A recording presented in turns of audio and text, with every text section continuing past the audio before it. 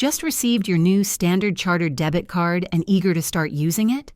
Activating your card is a quick and essential step to begin making transactions. In this guide, I'll show you the easiest ways to activate your Standard Chartered debit card.